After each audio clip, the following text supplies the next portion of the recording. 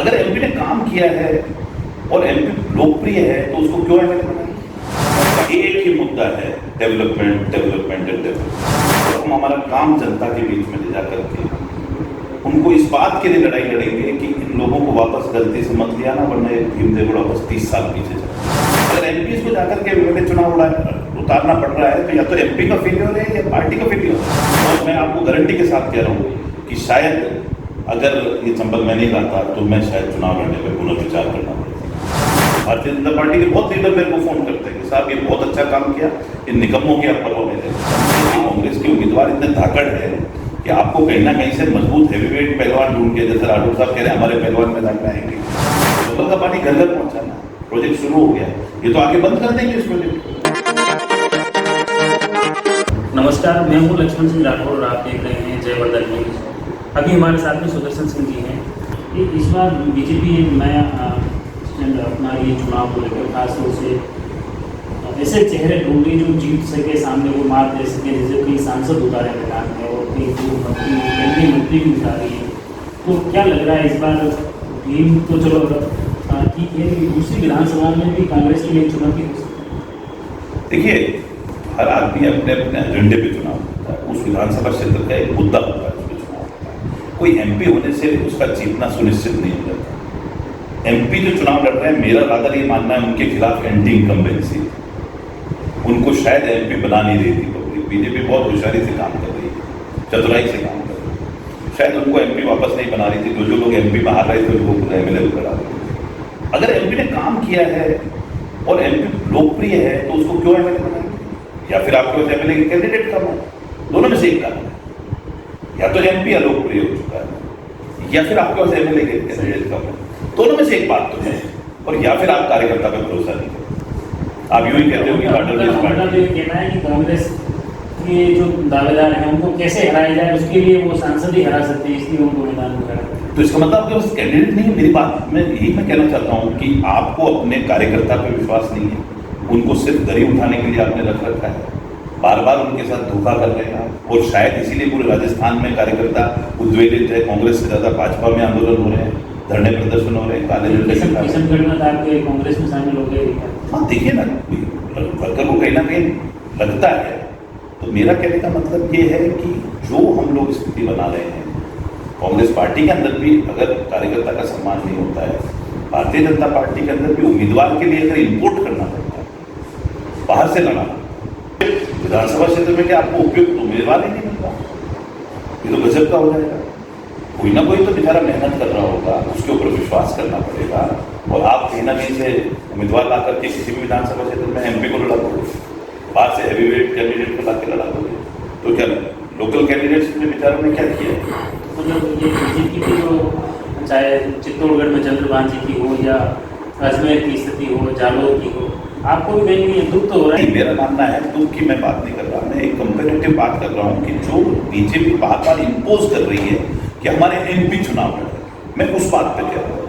बाकी तो कैंडिडेट का टिकट काटे नहीं काटे पार्टी का अंदरूनी मामला है, हमारे यहाँ भी कटेंगे। मेरा ये मानना है कि ये बार बार जो एक मैसेज, एक वापस परसेप्शन बनाने की तैयारी हो रही है कि हमने 15 सांसद उतार दिए, 5 सांसद उतार दिए, अरे ये कोई बात है? ये तो फेलियर है। अगर एमपी को जाकर के एमएलए चुनाव उतारना पड़ रहा है तो या तो एमपी का फेलियर है या पार्टी का फेलियर है। ये क्या डिमोशन मानते हैं आप? डिमोशन ही है। जो 8 विधानसभा क्षेत्र को देख रहे थे वो एक विधानसभा क्षेत्र में जाना पड़ेगा, तो डिमोशन ही सर्वोच्च, देश की सर्वोच्च संस्था है, संसद से बड़ा कोई राजनीतिक मंच नहीं है। तो मैं नहीं मानता कि ये कोई बहुत अच्छा संकेत है।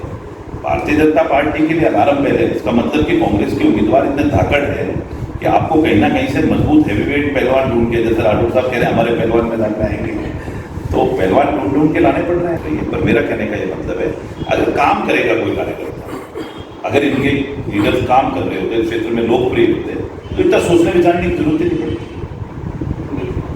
आप क्या लग रहा है इस बार का जो चुनाव है भीम विधानसभा का किन मुद्दों पर मुख्य रूप से रहेगा? एक ही मुद्दा है, development development and development. Youth के लिए जो काम हुआ है, महिलाओं के लिए जो चंबल का इतना बड़ा ऐतिहासिक प्रोजेक्ट आकर के धरती पे आया, और जिसके लिए कि इन्होंने तमाम देवी देवताओं के सामने जाकर पूजा कर ली कि हे भगवान, कहीं सुदर्शन सिंह ये प्रोजेक्ट शुरू नहीं करा, इसके लिए उन्होंने तमाम ताकत लगा दी, हर तरह ड्रीम प्रोजेक्ट है। मातेश्वरी की, माता वैष्णो देवी की कृपा रही, तमाम देवी देवताओं की कृपा रही, और इस चीज में मैं धर्म को जरूर काम में लेता हूँ। जब मेरी बात कहीं नहीं बन रही होती है तो मैं जरूर ईश्वर को याद करता हूँ, पर वोट के लिए मैं कभी भी ईश्वर को काम नहीं किया। हाँ, ये जरूर है कि मैंने पूरी श्रद्धा के साथ में कहा था कि हे मातेश्वरी, मेरे को इस काम में जरूर सफलता हो, दुनिया में कोई और काम होना हो, पर ये जो चंबल की प्रोजेक्ट है ये किसी भी सूरत हाल में आचार संहिता से प्रदेश को, और ये मैंने हर बार मीडिया को भी कहा था, लोगों को भी कहा, भाषणों में भी कहा, और मैं आपको गारंटी के साथ कह रहा हूँ कि शायद अगर ये चंबल मैं नहीं लाता तो मैं शायद चुनाव लड़ने में पुनर्विचार करना पड़ता। और मेरा एक बहुत बड़ा सपना सच हुआ है, ड्रीम प्रोजेक्ट है ये हमारा। इसलिए मैं माता वैष्णो देवी को जाके वापस नवरात्र में मैंने धन्यवाद देने के लिए गया कि आपकी कृपा से, देवी देवताओं की कृपा इन चीजों में होती है। आपका जो इष्ट होता है वो आपको कर्म में मदद करता है। आपका इष्ट कभी आपको चुनाव में मदद नहीं करेगा। आपका इष्ट आकर के आपको ये नहीं कहेगा कि आप उसके नाम से गांव में जाओ और उस नाम से वोट लो। लोग कहेंगे सड़क कौन बनाएगा भाई, अस्पताल कौन बनाएगा, ये पानी कौन पाएगा, स्टेडियम कौन बनाएगा, फिर उसका क्या जवाब है। इसलिए मैं बार बार कहता हूँ बीजेपी के हमारे साथियों को कि आप काम क्या डाल रहे हो। और मेरा तो ओपन चैलेंज है, बीजेपी का कोई कैंडिडेट आता मेरे से आकर के 1-to-1 बात कर ले, और उनके 15 साल का राज का हिसाब किताब मैं लेके घूम रहा हूँ, और मेरे 5 साल का हिसाब किताब भी मेरे पास है। वो आ जाए, सामने डिबेट हो जाए, और डिबेट में जनता तय कर दे और उसके बेस पे फैसला कर। हम तो कॉन्फिडेंट है पूरी तरीके से। पिछली जीत और इस बार की जीत को लेकर आप क्या देखने कितना हुआ? पिछली बार तो हम लोगों ने 15 दिन में एक एंटी इनकम्बेंसी कहें या कहें कुशासन के खिलाफ लड़ाई लड़ी थी। इस बार हमने काम करा है, और हम हमारा काम जनता के बीच में ले जाकर के उनको इस बात के लिए लड़ाई लड़ेंगे कि इन लोगों को वापस गलती से मत लिया ना, वरना भीमदेव वापस 30 साल पीछे चल रहे। ये वही लोग हैं जो काम में विश्वास नहीं करते, आपस में लड़ाने में विश्वास करते हैं। ये वही लोग हैं जो अपने परिवार को फैलाने में विश्वास करते हैं, सत्ता में आते ही अपने परिवार को फैलाते हैं।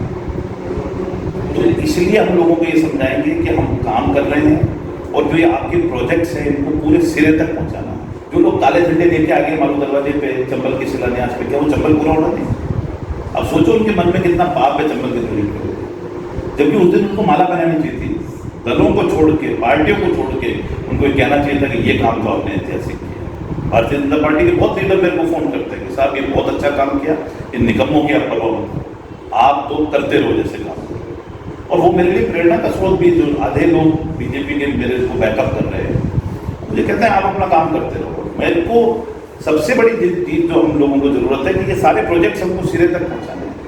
चंबल का पानी घर घर पहुंचाना, प्रोजेक्ट शुरू हो गया, ये तो आगे बंद कर देंगे इस प्रोजेक्ट को। इसलिए जनता इस बात को जानती है अच्छे तरीके से। स्टेडियम्स बन रहे हैं, ये तो उसको बंद करके जमीन कब्जा करने का काम था। आज हजारों बीघा जमीन बच्चों के नाम हो गई। तो ये सब चीजें लोगों को चाहिए, इसलिए हमको पूर्ण विश्वास है जो काम किया है हमने, जो ईमानदारी से सेवा करी है लोगों की, जन सुनवाई करी है, गरीब आदमी की सुनी है, और हमारे कार्यकर्ताओं की और हमारे लीडर्स की मेहनत जो रही है उसका हमको निश्चित तौर पर अच्छा परिणाम। बहुत बहुत धन्यवाद सुदर्शन सिंह जी। मुख्य रूप से आपने बताया कि किस तरह से अब तक जो विकास कार्य हुए हैं, विकास कार्यों के साथ ही जो इस चुनाव की बात आपने की, अलग अलग मुद्दों पर बात की, और मुख्य रूप से आपने बताया कि ये जो चुनाव है पूरा का पूरा विकास पर रहेगा, काम पर रहेगा, और उन्हीं मुद्दों को लेकर इस विकास के मुद्दे जो अधूरे चल रहे हैं या जो शुरू कर दिए हैं उनको अंजाम तक पहुंचाने के उद्देश्य से ही जनता के बीच जाएंगे, और इसी मुद्दे के साथ चुनाव भी लड़ेंगे। आप जुड़े रहिए जयवर्धन न्यूज के साथ। धन्यवाद। द मारुति नंदन ग्रैंड नाथद्वारा स्थित एकमात्र ultra luxurious five star hotel, Rajsamand जिले की एकमात्र five star hotel the Maruti Nandan grand में भोजन की स्वादिष्ट थाली अब सिर्फ 290 रुपए में। श्रीनाथ जी की नगरी नाथद्वारा में इस सुनहरे अवसर का आनंद अवश्य उठाएं।